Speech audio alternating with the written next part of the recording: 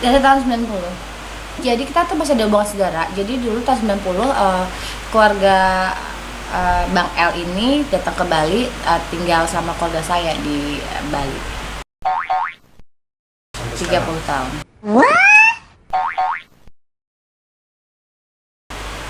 Harusnya.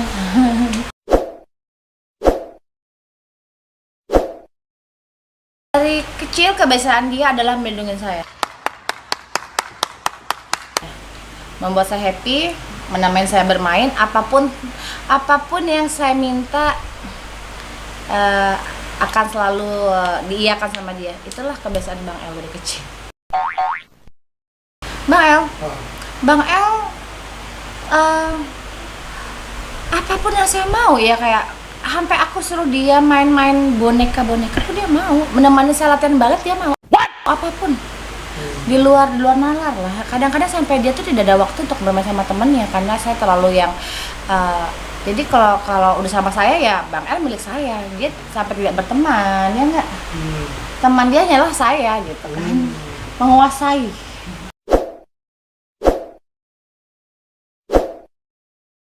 Naik pohon tidak bisa turun.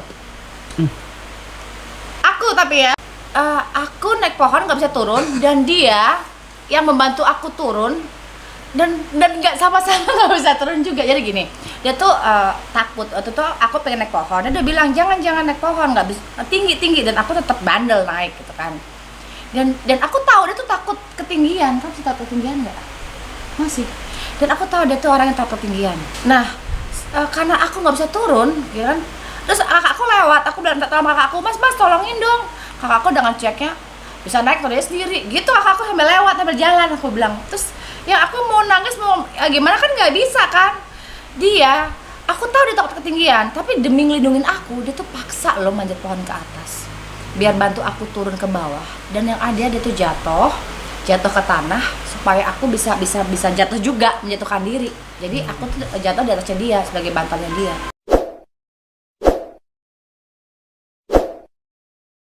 Bakso. Dan aku suka kalau beli bakso dia yang beli. Karena kalau dia yang beli, entah kenapa dapatnya lebih banyak. Umpamanya kalau yang beli ini kalau bakso seporsi dapat 5. Kalau dia yang beli bisa dapat 8 sampai 10. Ya aku nggak ngerti. Ternyata mungkin anak yang jual bakso suka sama dia, ya enggak. Aku masih ingat namanya Wiji. Gue masih ingat. Iya kan benar. Makanya kalau beli bakso dia yang gue suruh gitu kan. Anaknya abang bakso suka sama dia, ya kan Wiji kan namanya, ya kan.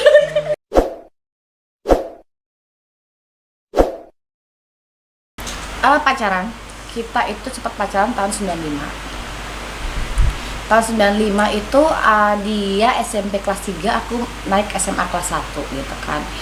Sempat pacaran, terus saat dia mau balik ke Jakarta di tahun 95 itu dia hanya dia dan keluarga pindah ke Jakarta.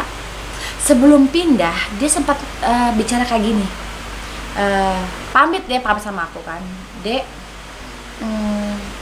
lihat ya, Mas mau ke Jakarta, Mas pamit ya, dia bilang kamu baik-baiknya di Bali, tapi Mas janji setiap tahun ntar Mas datang atau enggak setiap ada waktu Mas datang, dia bilang gitu kan. Oh ya Dek, suatu saat Mas akan ada di layar kaca itu. Kita lagi nonton TV kan, Dek, ingat ya, suatu saat Mas akan ada di layar kaca. Jadi suatu saat kalau Mas hilang, kamu bisa gampang nyari Mas kembali. Dia ngomong gitu loh. Kamu akan lihat Mas itu ada di TV. Jadi kalau kamu kehilangan Mas, kamu bisa menghubungi Mas. Nah, dari tahun 95 itu aja dia pergi ke Jakarta. Dia sempat balik balik ke Bali di tahun 96. Di tahun 96 itulah saya mengkhianati dia. What the fuck? Jadi dia datang ke Bali tanpa bilang-bilang. Dia maunya surprise sih. Soalnya kan memang kalau zaman dulu tuh kan tidak ada media sosial, komunikasi susah ya kan. Jadi benar-benar setahun itu kita nggak ada komunikasi ya. Emang nggak benar-benar putus komunikasi, nggak ada sama sekali. Jadi pacaran iya apa enggak, aku juga kadang bingung gitu loh. Ada hubungan tapi tidak pernah ada kabar gitu kan. Jadi apalagi anak SMA ya aku anggap kayak nggak ada hubungan gitu kan. Akhirnya ada tiba-tiba dia datang ke Bali di mana aku sudah bersama seseorang.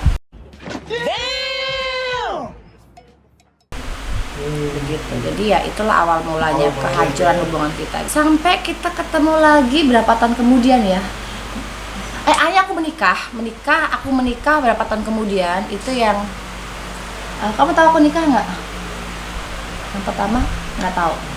Jadi aku ayah itu putus lama ada kabar aku menikah, dan kemudian menikah itu pernikahan pertamaku gagal. Setelah itu ketemu dia lagi, nyambung lagi, pisah lagi, nyambung lagi pas tahun 2010. Akhir tahun 2010 kita benar-benar yang berkomitmen bahwa kita lebih serius lagi. Terus pada hari ulang tahun saya dia ngelamar saya dan janji akan datang ke keluarga saya. Tapi ya kenyataannya pada 3 hari sebelum dia datang ke keluarga saya dia memutuskan. What? Dia ngejelasin alasannya apa saat itu. Benar-benar yang dia cuma bilang, maaf ya deh, aku nggak bisa menepati janjiku. Sama berapa tahun yang lalu saat dia meninggalkan aku juga bilang gitu, maaf aku harus pergi. Pergi kemana loh? Jadi nggak ada dijelasin, cuma dia bilang maaf aku harus pergi gitu kan. Tiba-tiba ada lagu yang baru aku tahu adalah lagu Aku Harus Pergi. Apakah itu refleksi dari suara hatimu, Bang? Aku harus pergi tuh akhirnya tahun 2010 mengatakan lagi aku harus pergi gitu. Itu waktu itu aku belum tahu loh ada lagu Aku Harus Pergi, karena aku benar-benar tidak mengikuti Elkasi banget. Aku tidak mengikuti lagu-lagu dia. Aku hanya pacaran ya dengan Mas Ibnuku, tidak dengan karir dia, nggak dengan band dia. Jadi aku benar-benar nggak tahu sama sekali gitu kan. Akhirnya dia cuma bilang aku harus pergi, untuk kali ini kamu harus benar-benar lupain aku, karena kita nggak akan bisa bersama lagi. Alasannya apa nggak pernah diceritakan, gitu aja.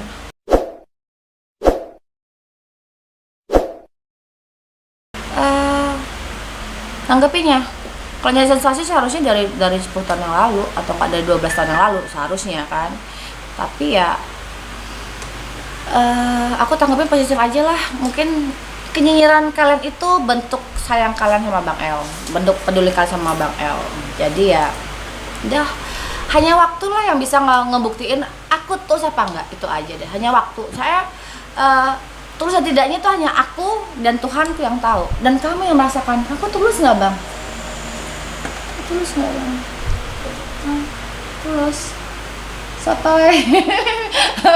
Kalau aku bohong gimana? Bang? Ya jadi begitu. Ya soalnya 10 tahun itu aku hidup dalam membenci dia. Akhirnya dipertemukan lagi dalam kondisi dia yang seperti ini gitu kan. Dalam di panti itu aku niat mau bawa pulang itu saat dia ngomong welcome home Michael, itu udah ada niat mau bawa pulang saat itu kan. Cuman kan aku benar-benar nggak tahu ini dia di panti itu bagaimana ceritanya. Aku benar-benar nggak tahu step by stepnya dia sampai di panti, kejadian bagaimana dia sampai kena satu, aku benar-benar yang nggak tahu sama sekali gitu kan. Cuman udah ada niat sih dari awal pertama kali ketemu tuh pengen bawa dia pulang, udah ada niat. Cuman kan ada prosedur yang harus kita lakukan. Akhirnya izin ke mamahnya, izin ke ibu panti. Ibu panti juga responnya baik ya, karena apapun juga ibu panti juga berjasa banget gitu kan, sampai mau nerima dia di panti jompo, sedangkan dia bukan oma opa. Maksudnya adalah bersyukur banget gitu loh, masih dengan adanya ibu panti mau menerima dia, aku bisa ketemu dia ya. Berapa lama ya? Aku nggak begitu tahu.